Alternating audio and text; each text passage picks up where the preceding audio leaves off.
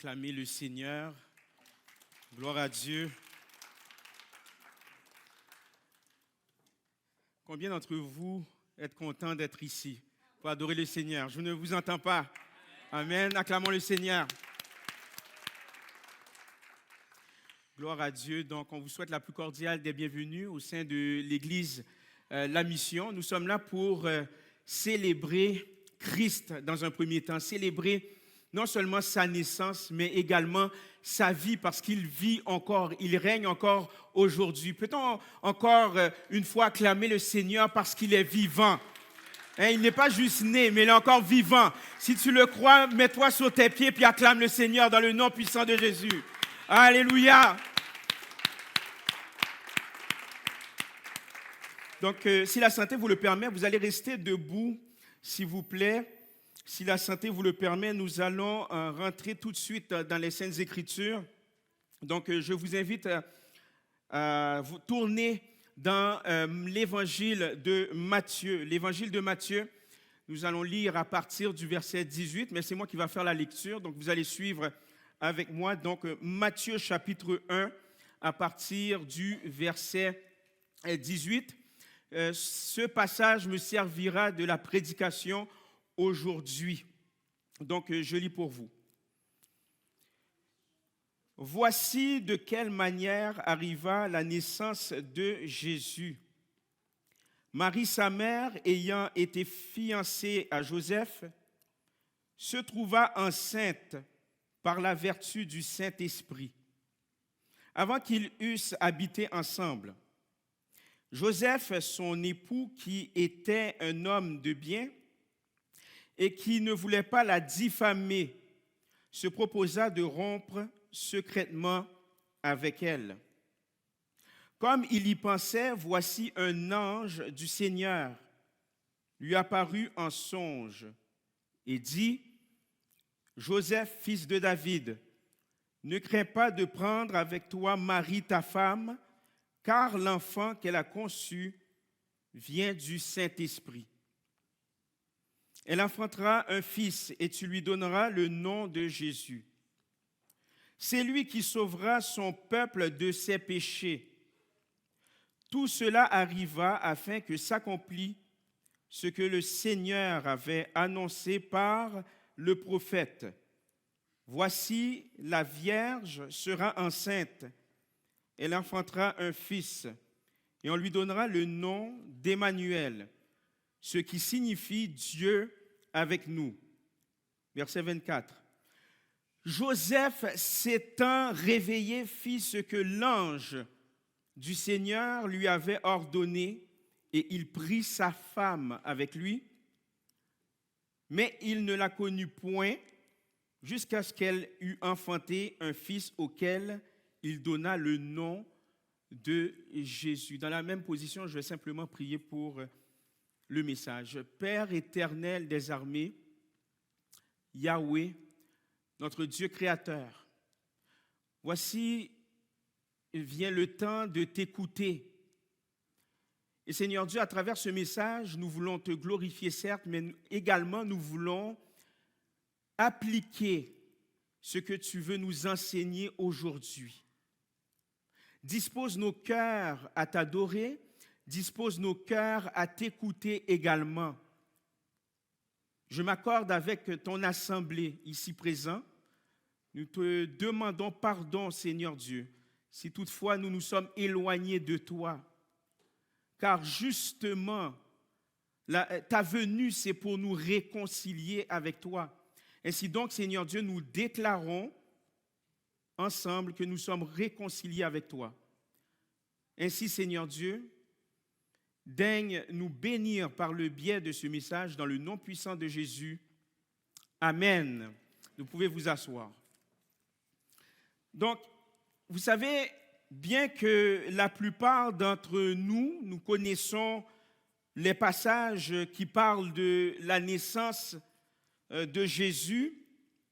Ce fait historique, et je pèse mes mots, c'est un fait historique.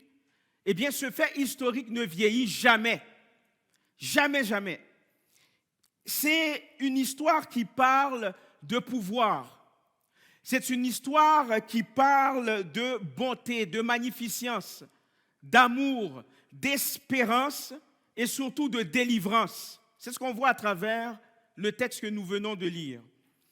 Et vous n'êtes pas sans savoir que la venue de notre Seigneur Jésus-Christ sur cette terre, sous la forme d'un homme, bien entendu, sous la forme d'un être humain, d'un homme, était absolument nécessaire pour la délivrance de l'humanité. Car les conséquences du mal ont découlé de la désobéissance d'Adam et Ève, qui furent les premiers êtres humains sur terre, nos ancêtres.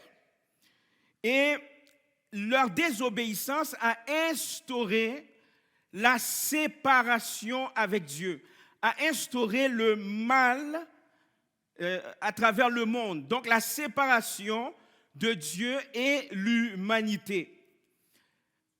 Alors, Jésus-Christ, pourquoi on dit que lorsque Jésus-Christ est venu pour nous délivrer, que la naissance de Jésus-Christ est une délivrance? Eh bien, nous constatons que Jésus est perçu comme le libérateur, offrant la délivrance pour restaurer cette relation brisée, pour restaurer cette relation qui a été rompue depuis le début de l'humanité. Donc, ce passage, eh bien, raconte la venue de Jésus-Christ. Et j'aimerais vous dire aussi que sa venue au monde est une délivrance, encore une fois, dites délivrance. Et le texte que nous venons de lire, eh bien, notre texte traite d'un jeune homme, Joseph. Joseph, l'homme qui a épousé Marie. Et ce récit, ce fait historique, mettez-vous à l'esprit que c'est un fait historique, eh bien, révèle une conversation que Joseph a eue avec l'ange du Seigneur, pas n'importe quel ange, l'ange du Seigneur. Ce texte aussi révèle non seulement sa conversation avec l'ange du Seigneur, mais également son obéissance à la volonté de Dieu, le Créateur de l'humanité. Et je veux examiner avec vous les détails de cette rencontre divine, les détails de cette rencontre extraordinaire que Joseph a eue avec l'ange du Seigneur. Et cette rencontre divine démontre la perspective de Joseph. C'est le titre de mon message aujourd'hui. La perspective de Joseph. Vous savez, quiconque a déjà lu ou entendu les détails entourant la naissance de Jésus-Christ, eh bien, vont réaliser que sa naissance n'était rien que moins que miraculeux. C'est une naissance miraculeuse, c'est incroyable. Et à ce moment-là, Joseph, mettez-vous à la place de Joseph, c'est la perspective de Joseph. À ce moment-là, Joseph est complètement inconscient du plan de Dieu pour sa vie. Joseph est complètement inconscient du plan de Dieu, non seulement pour sa vie, mais également pour sa famille. Mais il va finir par découvrir réellement que ce n'était pas n'importe quoi. Cet événement-là, ce n'était pas n'importe quoi. Il va réaliser plus tard que cet événement-là est quelque chose de grandiose. D'entrée de jeu, nous observons une controverse au sujet de Marie. Je répète, nous observons une controverse au sujet de Marie. Je vais lire à nouveau les versets 18 et 19. Posez vos yeux aux versets 18 et 19. Il y a une controverse ici. Voici de quelle manière arriva la naissance de Jésus. Marie, sa mère, ayant été fiancée à Joseph, se trouva enceinte par la vertu du Saint-Esprit avant qu'ils eussent habité ensemble. Joseph, son époux, qui était un homme de bien et qui ne voulait pas la diffamer, se proposa de rompre secrètement avec elle. J'aimerais simplement vous mettre en contexte. Vous savez, jadis dans la culture juive, avant la cérémonie de mariage, eh bien, il y avait une période de fiançailles qui durait généralement 1 an, 12 mois. C'était comme ça à l'époque dans la culture juive. Donc, les fiançailles duraient généralement 12 mois. Et pendant les fiançailles, et je vous rappelle que les fiançailles, c'est une forme d'engagement. Donc, pendant ce temps d'engagement, ça durait 12 mois, eh bien, le couple faisait les préparatifs pour le mariage par le biais de la famille. La famille préparait le mariage pendant ce temps d'engagement. Mais aussi, il s'attendait, c'est-à-dire la famille ainsi que le couple respectif, eh bien, il s'attendait à s'abstenir de relations sexuelles. Et bien qu'ils ne soient pas officiellement mariés, il n'en demeure pas moins que dans la culture de l'époque, ils étaient déjà liés par une entente. Donc, c'était comme s'ils étaient mariés. Donc, ils étaient déjà liés par une entente. Ils étaient liés par une entente, ils étaient liés aussi spirituellement parlant. Est-ce que ça va là? Donc, dans cette entente, eh bien, c'était de s'abstenir sexuellement, mais aussi le couple s'engageait mutuellement par rapport au mariage. Donc, c'était un engagement. Ils étaient fiancés, ils étaient engagés. Et pendant les fiançailles, tromper son partenaire, un peu comme aujourd'hui, mais bon, à cette époque-là, tromper son partenaire pendant les fiançailles était considéré comme l'adultère. Mais ce qui diffère à aujourd'hui, c'est que pendant ce temps-là, mettez-vous à la place, c'était la culture juive, c'était considéré comme l'adultère, mais aussi passible de peine de mort. Donc, la personne qui commet l'adultère était passible de peine de mort selon la loi de l'époque, la loi judaïque. Maintenant, prenez un instant, je vous rappelle le titre de mon message, la perspective de Joseph. Maintenant, prenez un instant pour imaginer ce que Joseph devait ressentir à ce moment précis. Il voit sa femme enceinte, là. OK? Comment il devait se sentir à ce moment précis? Il devait être chagriné. Et je soupçonne qu'il avait pleuré amèrement parce qu'à travers le texte, on peut voir, l'auteur Matthieu va dire que c'est un homme de bien. Donc on peut voir que c'est un homme qui aimait Marie. Donc, à mon humble avis, il devait pleurer amèrement. Il devait aussi se sentir trahi, voyant sa fiancée enceinte. Il devait se sentir trahi, paniqué, en ce sens, mais qu'est-ce que la communauté va penser de moi? Qu'est-ce que la communauté va penser de mon couple? Qu'est-ce que, non seulement la communauté, mais qu'est-ce que les leaders religieux vont penser de ma situation? Il devait aussi se sentir stressé par rapport à ça, sachant que sa fiancée est enceinte. Donc, mettez-vous à la place de Joseph. C'est un scandale. C'est un scandale. C'est une controverse. Donc, remarquez ce que Joseph a fait. Au lieu d'exposer sa fiancée, parce qu'il avait le droit de le faire, il pouvait dire, moi, je ne vais pas me marier avec cette femme-là. Là. OK, elle est enceinte. Non, moi, je ne vais pas me marier avec cette femme-là. Joseph pouvait l'exposer auprès des leaders religieux dans la société. Mais au lieu de l'exposer, il préfère rompre secrètement avec elle, en secret. Qu'est-ce que cela nous démontre? Eh bien, manifestement, cela nous démontre que Joseph avait des sentiments réels pour Marie. Joseph aimait Marie d'un amour inconditionnel. Oh, d'un amour inconditionnel. Il avait un amour inconditionnel envers Marie. Qu'est-ce que ça nous apprend? Ça nous apprend au niveau de la perspective de Joseph, mais aussi au niveau de Dieu. Eh bien, Dieu, qu'est-ce qu'il va faire? Eh bien, Dieu a opéré d'une manière controversée afin que son plan s'accomplisse.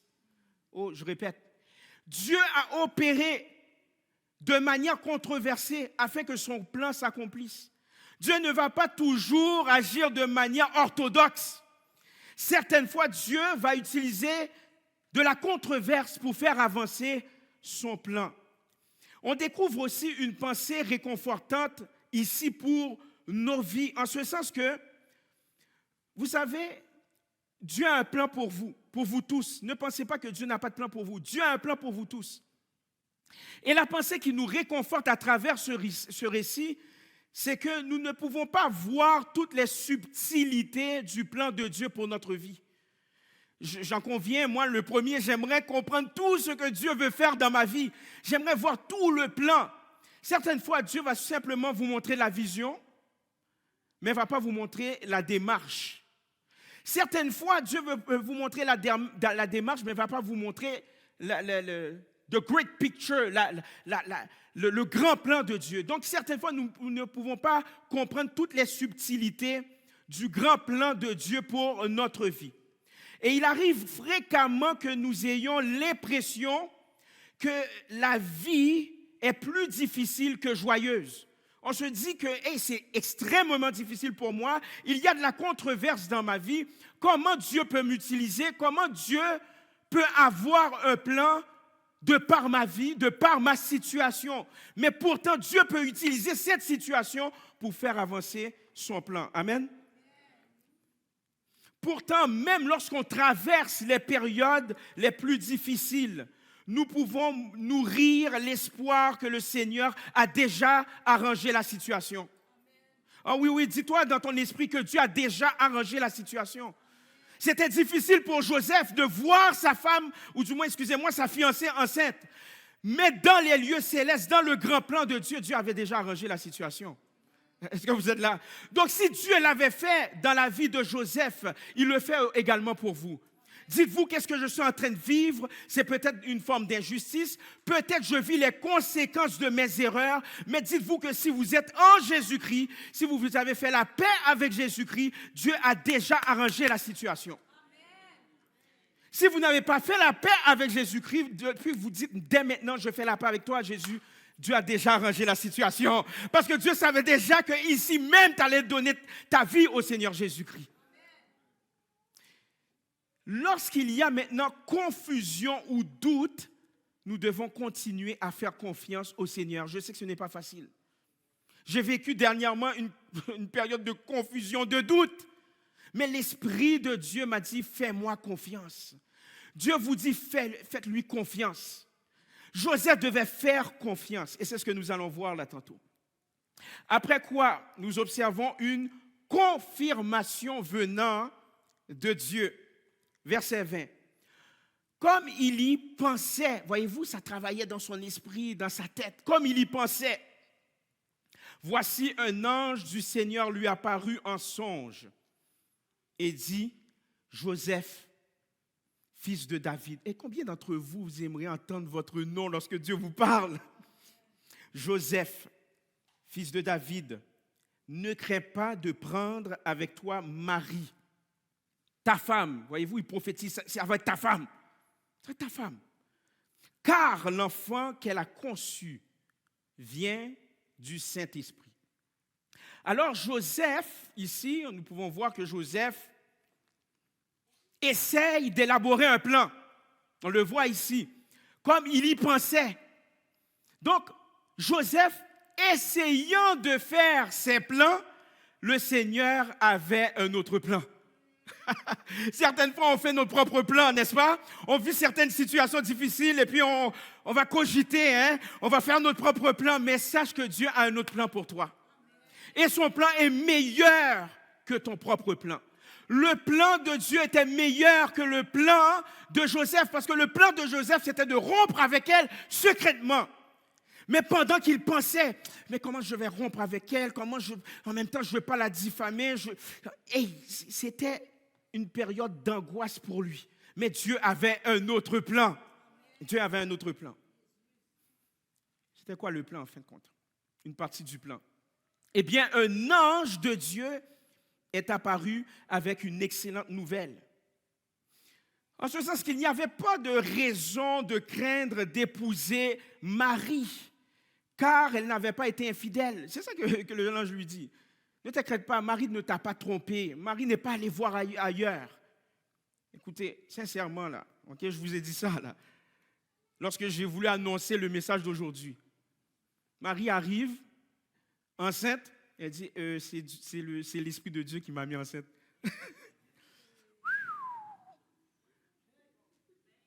Aïe, aïe, aïe. Je me mets à la place de Joseph, je fais, OK. Je crois qu'elle est folle.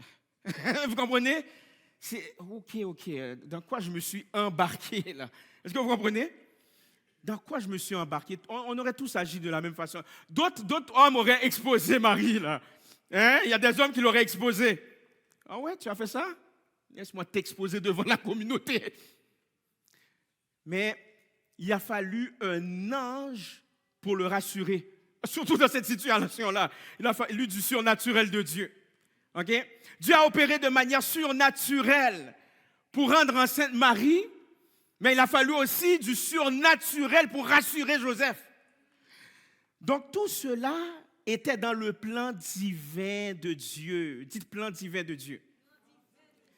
Donc, c'est-à-dire que l'enfant qu'elle portait dans son ventre fut conçu par l'Esprit de Yahweh, Yahweh qui est le nom du Dieu créateur, l'Esprit de Dieu. Et malgré cela, il y aurait des défis malgré ça. Malgré la situation, il y aurait des défis à affronter, des tapages à endurer. Mais malgré cela, tout était orchestré par Dieu pour que Jésus-Christ soit né. Mes chers, je nous rappelle, et je sais vous le savez, la vie aura sa part de difficultés. Certaines fois, on ne voit pas l'issue de certaines situations. Certaines fois, on reçoit une parole de Dieu, mais on remarque que notre vie, c'est complètement contradictoire. C'est contradictoire. Mais on a besoin de confirmation de Dieu. On a besoin de confirmation du Saint-Esprit lorsqu'on voit des situations controversées, lorsqu'on voit des situations qui sont carrément contradictoires. Certaines fois, on a besoin d'une confirmation qui provient du Saint-Esprit. J'aimerais vous dire que la confirmation qui provient du Saint-Esprit ne va pas venir comme ça tout seul. Ça vient avec une relation étroite avec Dieu. Encore faut-il passer du temps avec lui. Joseph, visiblement, avait une relation avec Dieu. Marie également avait une relation avec Dieu. Donc, certaines fois, il y a des situations qu'on est en train de vivre, qu'on n'arrive pas à comprendre. On se dit, mais dans quoi je me suis embarqué? Et certaines fois, on va dire, est-ce que c'est parce que mes grands-parents ont péché? Est-ce que c'est parce que j'ai fait? Ça n'a rien à voir. Des fois, c'est le plan de Dieu. Certaines fois, c'est des erreurs qu'on a commises. Et on fait tout pour essayer d'arranger ces erreurs, mais ça ne fonctionne pas. Tu as besoin de confirmation de Dieu. Tu as besoin que Dieu mette sa main dans ta situation. Mais pour que Dieu mette sa main dans ta situation, tu as besoin d'une confirmation pour te rassurer. Mais comment recevoir cette confirmation? C'est par le biais d'une relation avec lui, tout simplement. Tu as besoin de développer ta relation avec Dieu. Certaines fois, tu as besoin d'un mot de Dieu pour ta situation. Donc, n'ayons pas peur lorsque c'est difficile. N'ayons pas peur, faisons confiance en lui et il nous conduira avec fidélité. Après quoi, nous observons aussi une conception qui sort de l'ordinaire. Une conception qui sort de l'ordinaire. Posez vos yeux au verset 23. La Vierge sera enceinte. Elle mettra au monde un fils. On l'appellera Emmanuel, ce qui signifie Dieu avec nous. Dieu avec nous. Encore une fois, Joseph n'avait aucune idée de la femme avec laquelle il s'est engagé. Néanmoins, ce n'était pas une grossesse ordinaire. Et l'enfant, dans son ventre, n'est pas un enfant ordinaire. Est-ce que vous voyez le lien? Ce n'était pas une grossesse ordinaire, mais l'enfant qui était dans le ventre de Marie n'était pas un enfant ordinaire. Or, avant leur mariage, Marie est tombée enceinte par la puissance de Dieu. Elle n'avait pas eu de relation sexuelle avec un autre homme et pourtant elle est enceinte. Ésaïe, c'est un prophète de l'Ancien Testament. Ésaïe, il y a plusieurs centaines d'années, des siècles passés, avait prophétisé sur ce sujet. Et maintenant, il était venu pour Jésus-Christ de naître. Ésaïe chapitre 7, le verset 14. Ésaïe chapitre 7, le verset 14. C'est pourquoi, voyez-vous, je vous le dis là, l'évangile fait du sens, la Bible fait du sens. Il y a une prophétie datant des centaines d'années avant, très claire. Ce n'est pas des prophéties à la Nostradamus qu'on ne comprend rien. Ensuite de ça, on va interpréter. Oui, c'est ça que Nostradamus a voulu dire. Ouais, yeah, right. Okay. Là, c'est clair, là, c'est clair. Ce n'est pas des métaphores qu'on ne comprend rien. Et puis, quelques années plus tard, ben oui, c'est ça, c'est la prophétie, regardez. Mais non, c'est une interprétation. Là, ici, c'est très clair. Ésaïe, chapitre 7, le verset 14. C'est pourquoi le Seigneur lui-même vous donnera un signe.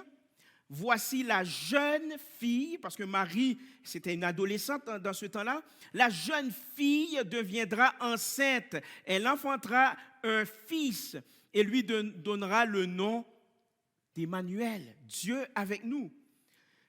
Ce détail miraculeux est indéniable, indéniable. Et malgré que ce détail miraculeux est indéniable, il reste encore un point de controverse jusqu'à nos jours. C'était controversé à cette époque, jusqu'à nos jours, c'est encore une controverse. Pourquoi? Parce que certaines personnes s'identifiant à la foi chrétienne trouvent difficile de penser que la naissance de Jésus s'est faite par la puissance de Dieu, jusqu'à présent. Il y a certains chrétiens qui luttent avec ça. La société non croyante, pour eux, ça ne fait aucun sens. Je comprends, ça ne fait aucun sens. Bon, même pour Joseph, ça ne faisait pas de sens. Il a fallu un ange du Seigneur pour lui dire, non, écoute, ça fait du sens. C'est un miracle. Je peux comprendre pour certaines personnes. Mais il y a des chrétiens qui luttent aussi avec ça. Et aux chrétiens qui luttent avec ça, eh bien, j'aimerais vous dire que nous ne pourrions pas avoir un sauveur sans péché s'il n'avait pas été né d'une vierge. C'est impossible. Parce que s'il avait été né, si Jésus-Christ avait été né dans le péché comme nous, eh bien, Jésus n'aurait pas été en mesure d'assurer notre délivrance. C'est impossible. Il a été conçu par la puissance surnaturelle de l'Esprit de Dieu, à savoir du Saint-Esprit. Le monde surnaturel est aussi réel que le monde naturel. Il y a du surnaturel lorsque tu es en Jésus-Christ. Plus tu avances dans ta relation avec Dieu, plus tu vas vivre le surnaturel de Dieu. Tu es appelé à vivre le surnaturel de Dieu.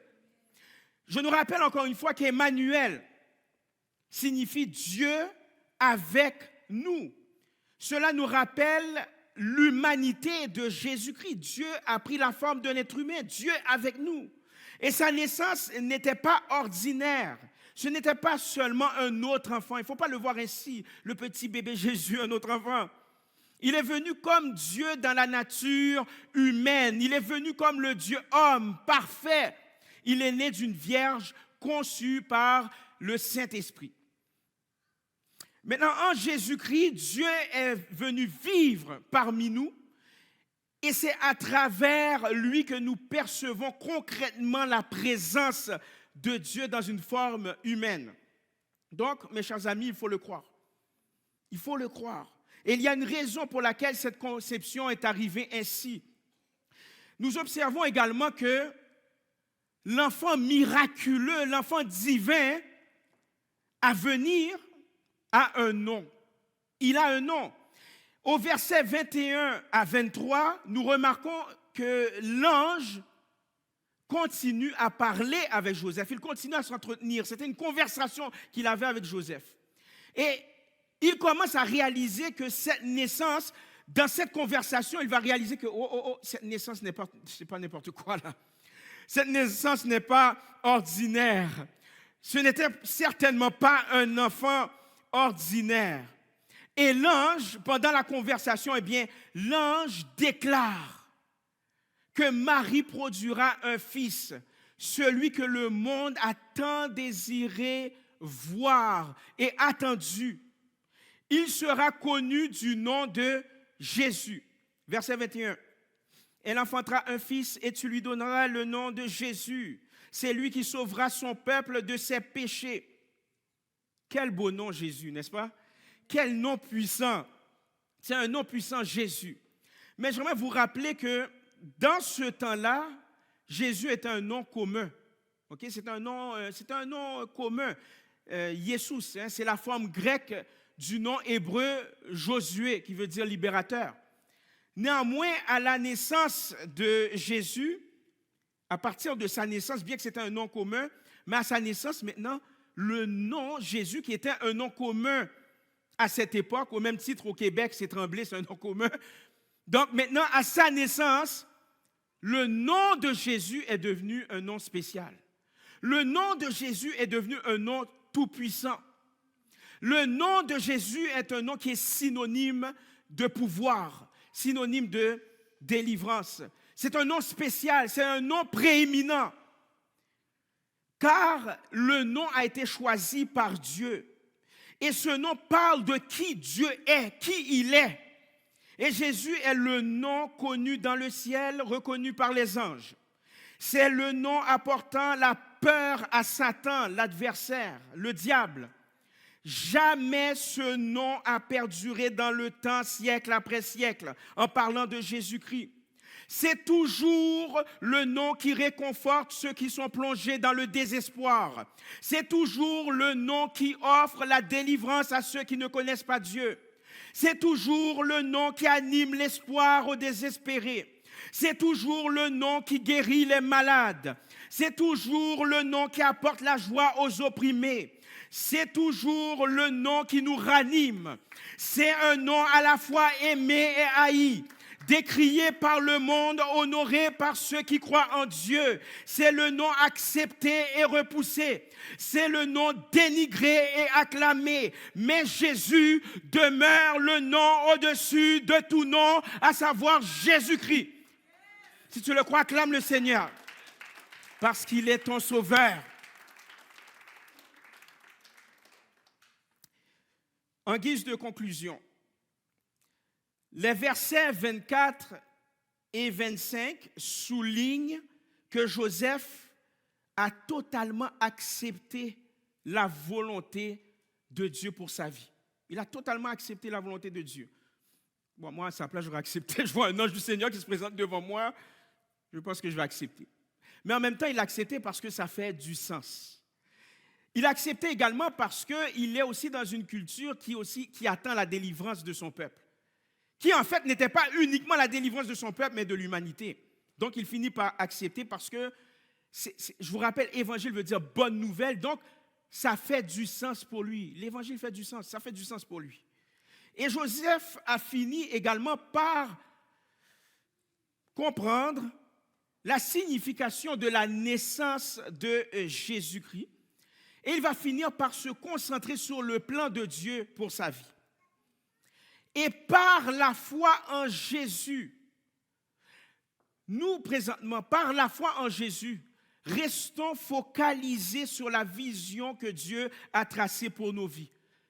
De la même manière que Dieu avait une vision pour l'humanité, avait une vision pour la famille de Joseph, et il a fini par rester focalisé par rapport à la vision de Dieu, il en va de même pour nous tous. Dieu a un plan pour nous. Restons par la foi, pas par nos propres forces, pas par notre propre entendement. Par la foi, restons focalisés sur le plan de Dieu. Parce que Dieu a un plan pour nous. Plutôt que de céder à nos impulsions. Et Joseph finit au verset 25 à déclarer le nom de Jésus. Et la naissance de Jésus est une déclaration de son nom sur nos vies. Car il est venu sur terre pour délivrer de notre séparation avec le Dieu créateur. Et pour résumer ce message, vraiment, laissez-moi vous dire ceci, c'est une bonne nouvelle. Jésus-Christ, il est venu pour nous libérer. Jésus-Christ est venu pour nous libérer. Lorsque vous pensez à la nativité, lorsque vous pensez à Noël, pensez pas seulement aux cadeaux ou aux festivités, etc. Mais pensez que Christ, Jésus-Christ, est venu nous libérer de nos péchés afin que nous soyons réconciliés avec Dieu. À partir de ce jour, tu es réconcilié avec Dieu. Si parmi vous, il y a des gens qui luttent avec cela, vous n'avez pas fait la paix avec le Seigneur Jésus-Christ. Et nous allons simplement courber nos fronts. Je t'invite à te réconcilier avec Christ. Si tu es ici, ce n'est pas par hasard, c'est parce que Dieu a un plan pour toi. Dieu a un plan pour toi. Tu pensais venir pour chanter des chants de Noël, pour écouter peut-être un message, mais sache que Dieu, de la même manière que Dieu a orchestré la naissance de Jésus, mais Dieu aussi a orchestré pour que tu sois présent. Si tu n'as pas fait la paix avec le Seigneur Jésus-Christ, je t'invite à croire en lui parce qu'il a un plan de paix et non de malheur afin que tu aies un avenir. Si tu le crois, il n'y a personne qui te voit, seulement les anges, Dieu, le Saint-Esprit et moi qui te vois. Et lève ta main tout simplement. Amen. Yes. Gloire à Dieu. Gloire à Dieu. Pour d'autres, tu connais l'histoire de la naissance de Jésus. Tu es accoutumé à l'entendre. Tu es chrétien, tu viens au rassemblement d'église. Peut-être même tu fais du ministère, tu sers dans l'église. Mais tu t'es éloigné. Il fut un temps tu t'es éloigné parce que tu étais probablement découragé par certaines situations dans ta vie, que ce soit financière, relationnelle, peu importe, maladie. Tu te sens éloigné. Et tu dis, je vais venir parce que, bon, c'est un service de Noël. Mais encore une fois, Dieu a orchestré. Ne pense pas qu'il y a un hasard. Il n'y a pas d'hasard en Jésus-Christ. Il n'y a pas d'hasard en Jésus-Christ. Dieu a orchestré pour que tu sois présent. Parce que Dieu a un plan pour toi. Dieu a un appel bien précis pour toi. Et pourtant, tu es chrétien. Tu as fait de Jésus-Christ ton sauveur. Tu as fait de Jésus-Christ ton Seigneur. Il est ton libérateur, tu le sais. Néanmoins, si tu désires te réconcilier avec Christ, il est là, il ne va pas te juger. Peut-être que tu as même péché hier soir. Peut-être que tu as regardé des choses qu'il ne fallait pas regarder, entendre des choses qu'il ne fallait pas entendre. À partir du moment que tu demandes pardon, il est là pour t'accueillir. Si c'est toi, lève la main, tout simplement. Si tu désires être réconcilié avec lui, lève la main. Amen. Yes. Yes. Ceux qui ont accepté Jésus-Christ, je vous invite à m'écrire. info@commercial-égliseamission.com ou bien de me voir après le service. Peut-être que vous allez être gêné de me voir après, simplement m'écrire. Je vais rentrer en contact avec vous, prendre un café avec vous, écouter votre histoire. Et vous allez constater qu'à travers notre conversation, que Christ a un plan bien précis pour vous. Acclamons le Seigneur pour les gens qui ont accepté Jésus-Christ et également les gens qui veulent être réconciliés avec lui. Amen.